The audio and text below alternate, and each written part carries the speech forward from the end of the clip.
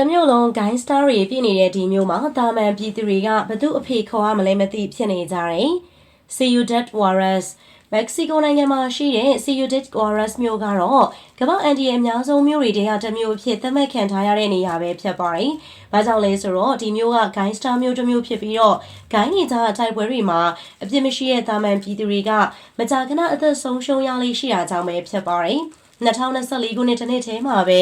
ဒီမျိုးမှာလူသက်မှုအကြိမ်ရေ1100ဖြစ်ပွားခဲ့ပြီးတော့2010တုန်းကဆိုရင်တစ်နှစ်ကိုအကြိမ်ရေ3000ဝန်းကျင်ရှိတာဆိုတော့ရော့လာတယ်လို့တော့ဆိုလို့ရပါတယ်။ဒါပေမဲ့ဒီလောက်ရာဇဝတ်မှုတွေများတဲ့နေရာဆိုတော့သွားလေလို့ကောင်းမဲ့နေရာမျိုးတော့မဟုတ်ပါဘူး။ဒီနေရာကိုရောက်သွားတဲ့ခီးသွားတွေဆိုရင်လည်းဒီမျိုးအကြောင်းသိချမသိပဲသွားကျင်တဲ့နေရာကိုသွားမိမယ်ဆိုရင်တော့အသက်ဆုံးရှုံးတာမျိုးဖြစ်ရလိမ့်ရှိသေးရလို့သိရပါတယ်။2019ခုနှစ်ကဆိုရင်တော့အမျိုးသမီး9ယောက်နဲ့ကလေးတွေပါတဲ့ကား3စီးကမြို့ထဲမှာလဲပတ်နေရင်ပြစ်ခတ်ခံခဲ့ရတာကြောင့်တော်တော်များကဆုံးပါခဲ့ရပြီးတော့ကလေး9ယောက်ကတော့စိမ်းရုံကိုအချိန်မီရောက်ခဲ့တာကြောင့်ရှင်သန်သွားခဲ့တယ်လို့သိရပါတယ်။အစိုးရအနေနဲ့ဒီနေရာကိုရှင်းလင်းမှုတွေလုပ်ဖို့စူးစမ်းပေမဲ့လည်းဂိုင်းနေရတော်တော်လေးအမြင့်ကျွယ်နေသလိုဂိုင်းသားတွေကလည်းများလုံးတာကြောင့်အပိသက်ရှင်းလင်းတာမျိုးအထိလုံးနိုင်စွမ်းမရှိဘူးလို့သိရပါတယ်။နောက်ထပ်နဂါးရီရှိရဲ့ကျုံအကြောင်းဆက်ပြီးတော့မပြောသွားသေးခင်မှာအခုလိုမျိုးစိတ်ဝင်စားစရာအကြောင်းအရာတွေကိုစဉ်ဆက်မပြတ်တင်ဆက်ပေးနေတဲ့ချစ်တဲ့ရဲ့ Twin Page လေးကို like and follow လုပ်ခဲ့ပေးဖို့တောင်းဆိုလိုက်ပါတယ်။ Komodo ကျွန်းအင်ဒိုနီးရှားနိုင်ငံမှာရှိတဲ့ Komodo ကျွန်းကတော့ကိုမိုဒိုနဂါလို့ခေါ်တဲ့တပ်တော်ဝါတွေအကောင်ရေ3500လောက်ရှင်သန်ကျစားကြတဲ့နေရာပဲဖြစ်ပါတယ်။ကိုမိုဒိုနဂါတွေက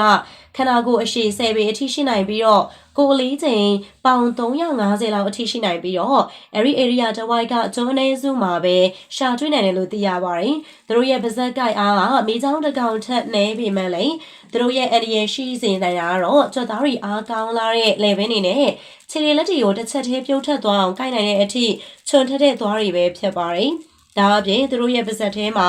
သွေးခဲတာမျိုးမဖြစ်အောင်လုပ်နိုင်တဲ့အစိမ်းနဲ့ဘက်တီးရီးယားတွေရှိတာကြောင့်အကိုက်ခံရတဲ့သူက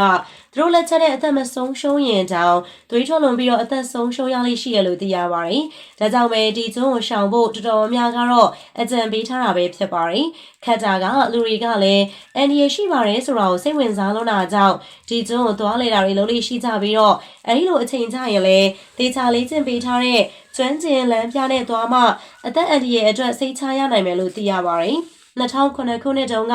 အသက်8နှစ်အရွယ်ကောင်လေးတစ်ယောက်ဆိုရင်အဲ့ဒီကျွန်းကိုသွားလေရင်နဲ့အပေါ်အပါသွားဖို့ခြုံထဲကိုဝင်သွားတော့ကိုမိုဒိုနဂါအလစ်ချောင်းပြီးတော့ကြိုက်တာကြောင့်အသက်ဆုံးရှုံးခဲ့ရတယ်လို့သိရပါတယ်။ပုံမှန်အားဖြင့်တော့သူတို့တွေက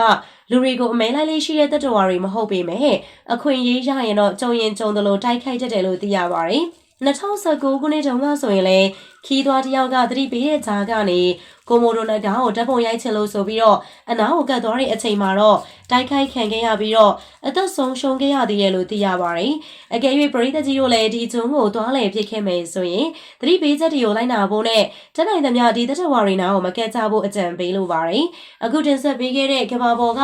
အန်ဒီရဲ့အများဆုံးနေရာတွေနဲ့ပတ်သက်ပြီးတော့ပရိသတ်ကြီးတို့ရောဘယ်လိုထင်ကြပါသလဲပရိသတ်ကြီးတို့ရဲ့အမြင်ကို comment လေးထဲမှာရေးခဲ့ပေးပါအောင်အဆုံးထိကြည့်ရှုပေးတဲ့အတွက်လည်းအားလုံးကျေးဇူးများကြီးတင်ပါတယ်ရှင်